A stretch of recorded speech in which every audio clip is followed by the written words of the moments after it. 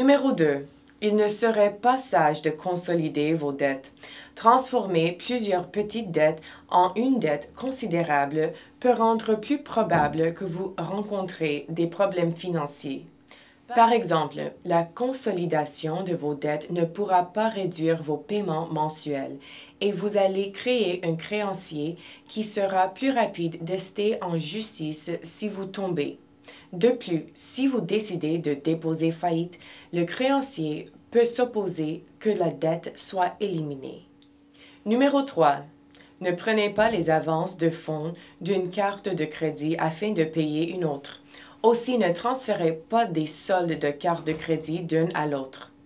Ces actions transforment les anciennes dettes en dettes nouvelles, ce qui entraîne des créanciers à s'opposer à ce que ces dettes soient déversées dans l'éventualité où vous déposiez faillite. Numéro 4.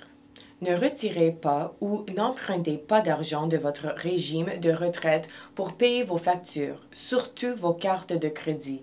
L'argent dans votre compte de retraite devrait y rester pour croître. Libre d'impôts. Donc, il sera là quand vous en aurez besoin à la retraite. Enfin, si vous prenez l'argent sur votre compte de retraite, vous devrez payer une amende et des taxes sur elle. Sortir l'équité de votre maison pour payer vos factures non garanties ou des cartes de crédit peut un peu ne pas être une bonne idée.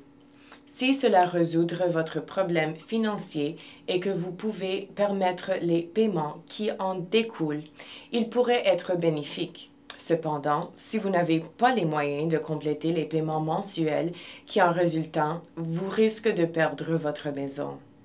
De plus, vous pouvez convertir une dette qui pourrait être anéantie par la faillite à une dette qui restera avec vous si vous désirez garder votre maison. Il est préférable de venir pour une consultation gratuite avant de prendre la décision de contracter un prêt immobilier ou de refinancer votre prêt hypothécaire. Numéro 6. Méfiez-vous d'une vente à découvert ou d'un créancier désireux de réduire votre dette. Dans les deux cas, la réduction de la dette est signalée à l'IRS comme une pardon de la dette, qui est considérée comme un revenu pour vous. En conséquence, vous devrez payer plus d'impôts.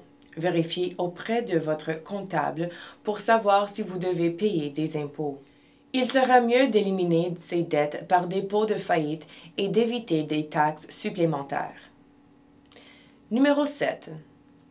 Ne payez pas quelqu'un pour vous aider à modifier votre prêt hypothécaire. Vous pouvez le faire vous-même. Numéro 8. Renoncez pas votre maison à qui que soit, sous aucun prétexte, même s'ils promettent de vous aider en retour.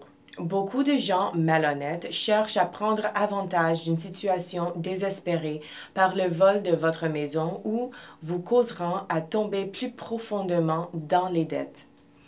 Ce sont des criminels professionnels et savent comment vous manipuler. Ne tombez pas pour eux. En cas de doute, vérifiez avec nous ou un autre avocat que vous connaissez et avec qui vous avez confiance.